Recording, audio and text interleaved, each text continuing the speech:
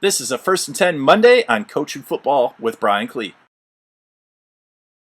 Thanks for checking out this First and 10 Monday, where we're taking a look at multiple coverages, first perimeter screens, and more importantly, complementary plays, screen and goes off of those perimeter screens. This was inspired by Football U_app on X. Very interesting follow, does a great job of sharing the app that they put together.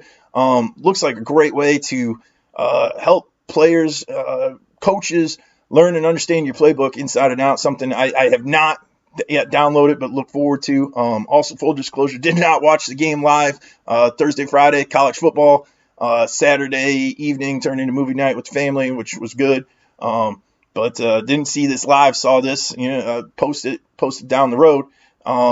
And ultimately, number two, Moore, ends up, doesn't really slip. He just runs by the Packers, who overplay the screen and is wide open for a touchdown. Let's get this flipped around. Defensive perspective, just based on where the Packers' eyes are, you can see that actually really good from the offensive perspective. But where the Packers' eyes are, it looks like we got a corner, a nickel, strong safety, and another corner manned up across the board, free safety, deep protecting the post, which they do not throw here. And then two inside linebackers, probably doing what some coaches I've heard call banjo the back, where if the back comes to me, the back does go to the defensive left inside linebacker takes him, and then the linebacker, if the back goes away from me, I am sinking and being what Saban calls rat in the hole, looking for crossers. Looks like how the Packers covered it, and bottom line, the Packers didn't cover it. Both the nickel and corner jump the screen to Burden. And again, that leaves Moore wide open. And we'll talk about what you need to do, no matter what your coverage is, to make sure that you both can defend the screen and not get beat by the screen and go that offenses typically run off of it. So we'll talk first about playing cover one against the screen. And we're going to talk about making this a triple option concept and defending that, because I think you need to be able to defend that. So right now, say they're running some sort of inside zone, okay? Well, we need to understand as a defense that when we're defending the run right now, these guys are in man. They are not going to help against the run. When you start asking defenders to both play man and be primary run defenders, your defense is in a world of hurt. Right now, manned up, all with motion, manned up. That corner would be man on the Y. So that defensive end, if they get some sort of zone read, inside zone read situation, I'm coming up the field and I'm making sure the quarterback does not keep it out. I'm trying to get in the passing lane if the quarterback does end up throwing it. I'm going to count on the defense. I need to win a block inside here. That's the downside, in my opinion, calling cover one against a run formation where they'll put six guys on these six guys. Like, there's no way around it. I see that guy block, turn out the corner, I can pull my trigger on that gap, noses that gap, wills that gap. The 3 technique /4I is the B gap. The C gap ends up being this middle linebacker. Hopefully we can get the ball to cut back and he can win against that tackle's block. Okay? So don't love it because the numbers are even. If they get all their blocks taken care of, offense is winning inside. But I've got the outside matched up. Maybe I really like cover one against something else that they end up doing. So on the screen here, that Z goes in motion, that X goes wide to block. The corner at all costs is your guy is getting the screen thrown to him, okay? It's going to the Z here. You need to get to that screen at all costs. I need to beat that X receiver. However I got to do it, okay? Meanwhile, what would be for us a strong safety, I'm going to match that. When I get a block, okay, I need to work opposite of where my corner goes. So if my guy hooks up, I can pull my trigger late. If my corner's inside of that, I'm going to go outside of it. And same thing, H expanded here. Okay, I'm going to be inside leverage initially. I'm going to win to the outside because if the ball does get thrown, the free can run the alley, be an extra guy, and ultimately pursuit out of the end in the Mac linebacker, Mike linebacker, they're going to be showing up out there too. So I need to find a way, even though I'm in man, when I get blocked, I need to win to the outside, force it back. Okay? And I need to constantly emphasize to the guys, if I'm the strong safety, I'm the jack linebacker here, I am forcing the ball back to the inside, but I am in coverage first. I do not let my man go. The jack linebacker's working his butt off to force him back to the free safety. A lot of teams will play a nickel there. I'm a base 3-4 guy. If my personnel works at all, that's what I like to play. That's that's the most athletic linebacker we have on the field. But we need to force it back to the free, and we have 2 stay in coverage guys. Okay, because the reason offenses do this stuff, okay, is because ultimately, I'm not really concerned with the pass pro, not the point of this thing, okay, is to throw the screen and go, okay? So that screen and go comes, the X fakes it, the Z fakes it, that X wheels out, and that H attacks the post. That strong safety, he needs to go with it, and he needs to play. That guy never hooks up. I got to run with him. Otherwise, it's a wide open touchdown. Right, Packers fans?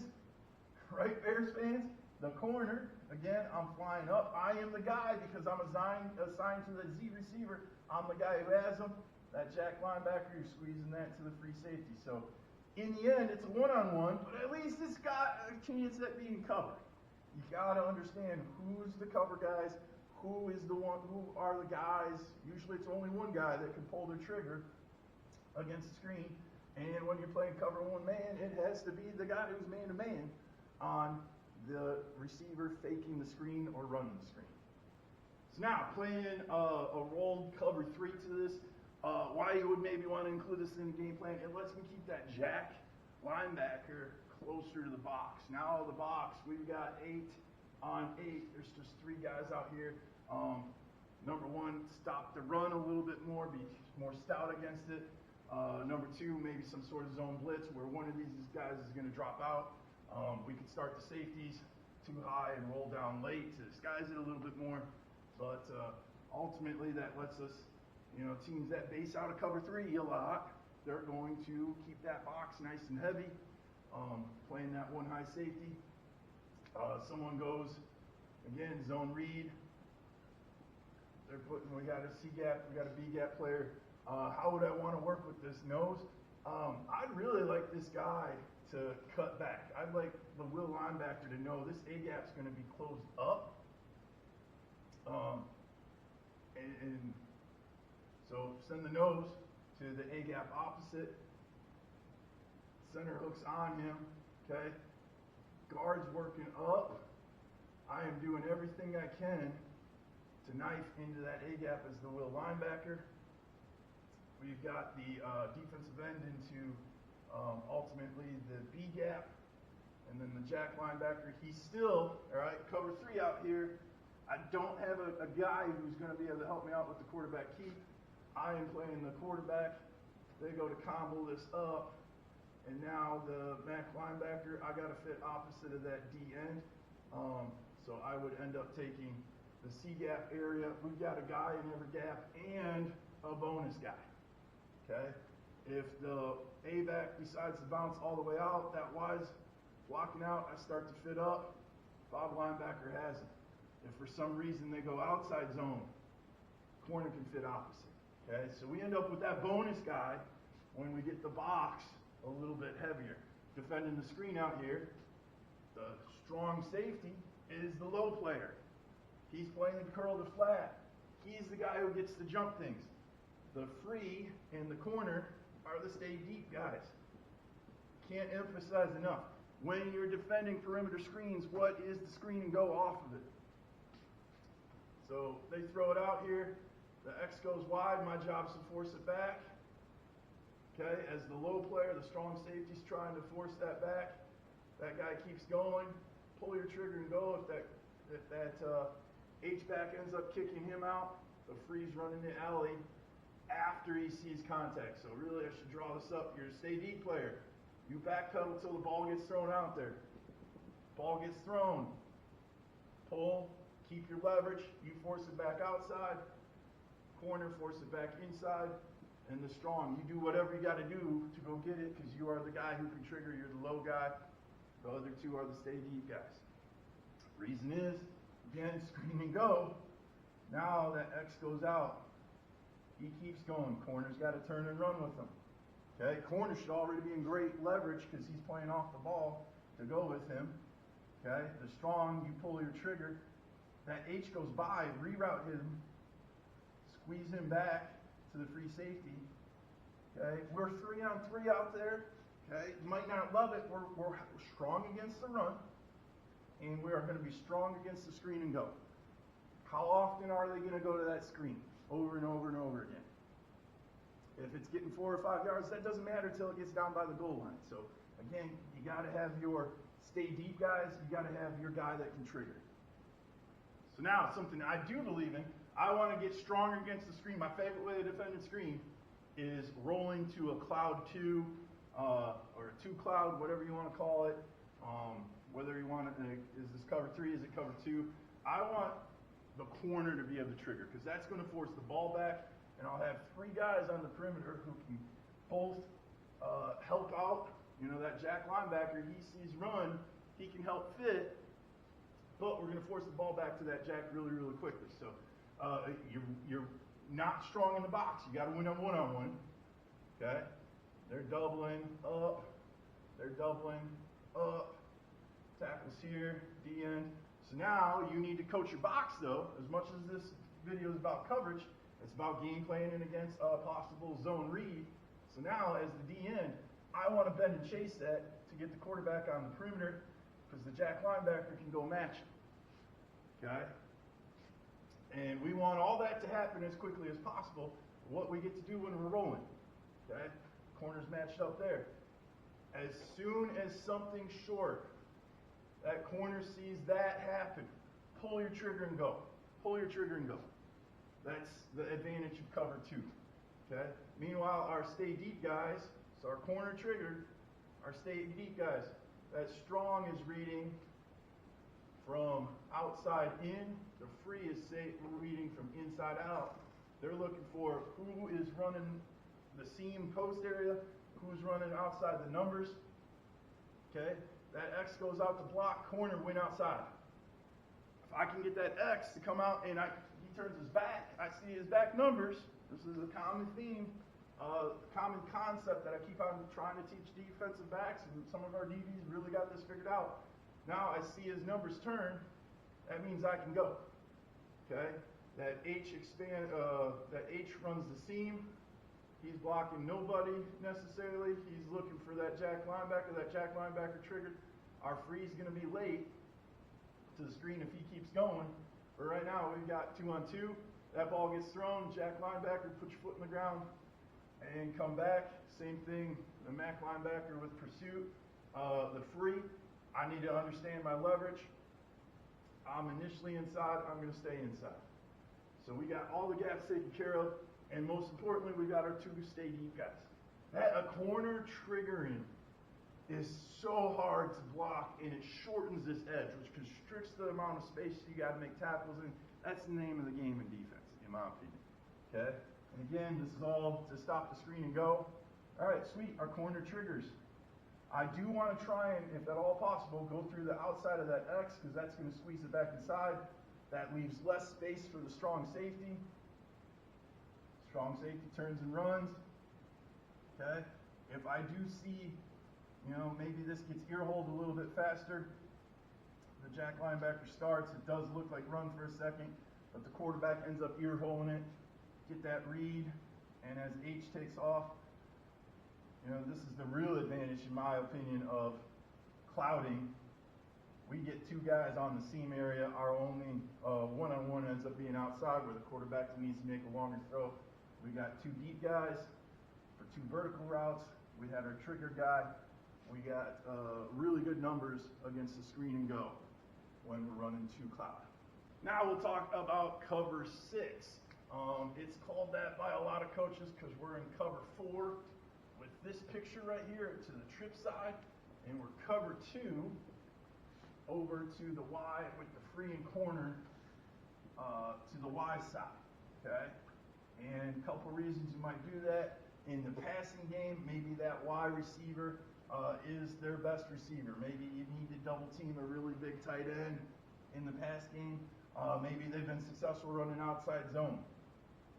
Maybe it's normal trips instead of tackle over like the Bears are using. Normal trips, and that's their stud receiver. They're trying to get a one-on-one. You're going to put 2-on-1 there, okay? You're a little weaker against the perimeter, but run game-wise, they keep going zone read. I can make that zone read bounce extra hard and give that running back a different look here. And what I mean by that, normally we're up the field. Now I can angle the line away from that Y and give them a different set of run fits. Where that will linebacker's A-gap, the middle linebacker, the Mike linebacker, I widen him. He's a C-gap guy. That end is in D-gap. Our corner is keying that Y. That Y hooks up with the Bob linebacker. If they're not zoning this up perfectly, and he's not a tackle, so he might not block as well as a tackle and truly zone it like he's supposed to. You know, they work their double team there. Where do they work the double team to? Really, they should be pushing it out to the corner. A lot of coaches might, you know, ID the Will is the Mike. He's the middle of it all. And then that combo's working there. That combo's working back there. Tackle's turning out. Well, that is hard. That is not going to be a long double team. And then on top of all that, you know, this free sees that Y hook up. I can pull it there. Now I tell the DN, you're sitting, whoever the D-gap player is between these two, and if the Mike linebacker, is fit the C-gap, the DN is going to fit the quarterback in D-gap. If I tell that DN, you know, you're going to pinch it and take C-gap, the Mike linebacker is the quarterback player. That's probably actually the better way to play it, because most of the time they're not going to read the linebacker initially, they'll read that defensive end. If that tackle locks on, we're in really good shape. Well, you know, I can't give it, or if I do, we are very, very gap sounding here against the run. We got an 8-man box with great leverage, in my opinion. And then the quarterback pulls it. He sees the Mike linebackers here. Again, concept against triple option. And take away the biggest threat in triple option, but then the other mindset, that philosophy you can have defending triple option type plays, like a screen here, is force them to execute all of it as quickly as possible so you guys can just turn and run. Read a short article about Ferris State's defense against triple option, and that's the mindset that they have. That's what the Miami Dolphins back under Jimmy Johnson. It was take away the dive, take away the quarterback, get its pitch, let everyone run to it with their speed. So that ball gets thrown out. Now in cover 4, the big difference between cover 4 and cover 3, you take a snapshot of this, that's identical other than, now this is a linebacker, here's our safety and corner. Instead of a strong safety rolled up and a free here, which is what defines our roll 3 sky for us, this is our jack linebacker, very athletic guy, could be a nickel for you. Jack linebacker's out there. He is, as that X goes out, I'm staying on him. Okay, he bypasses me. I put my foot in the ground. He's working the corner. H is working to me. Strong safety. I see that H's shoulders turn. I can start to pull my trigger. Ball comes out as quickly as possible. I know I'm pulling the trigger. Force it back to my teammates there. So that way we've got a guy in each perimeter gap, middle linebacker. You get that quarterback to throw it, you're turning and chasing lane. But the main idea stays the same. We've got one low trigger guy, and we have 2 deep guys, because again, it's screen and go. That's the play, that's the fast touchdown. Most of the time, those perimeter screens, it's long as you coach up your pursuit of your defense, you're going to get there. So now the screen and go. Okay. Jack linebacker, trigger. We've got a one-on-one. We should be able to keep good leverage. We should be able to take away the post. Okay.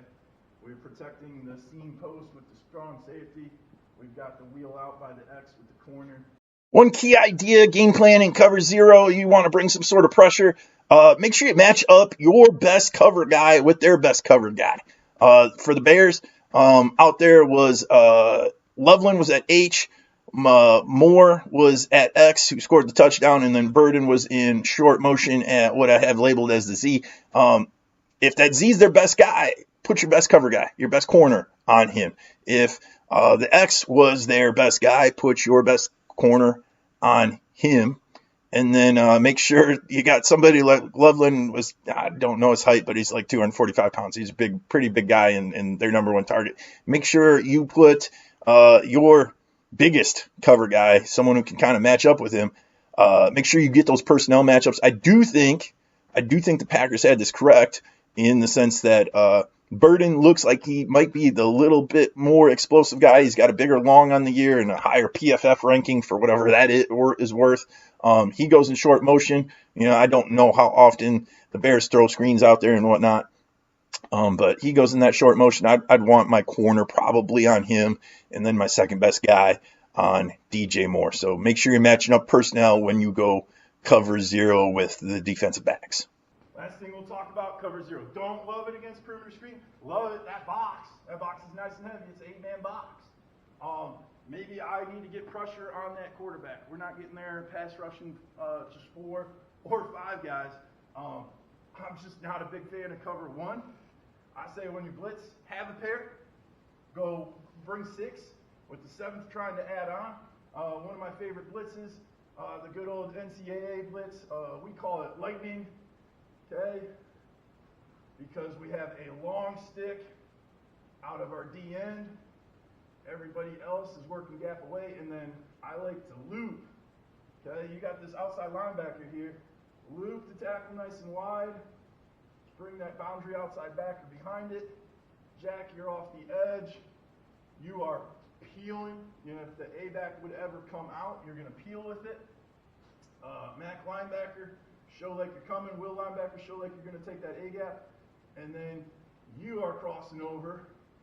Mac linebacker, you bail out. You're helping with perimeter stuff, which reminds me, I guess, the Jack linebacker, I could coach it up and get really, really heavy. Send the Mac linebacker there. Okay? So I like to go, this part right here where we're bringing those 5 guys and then normally one of these other guys. That's how we get to a 6-4, 7-man pressure. You just got to always account for that running back swinging.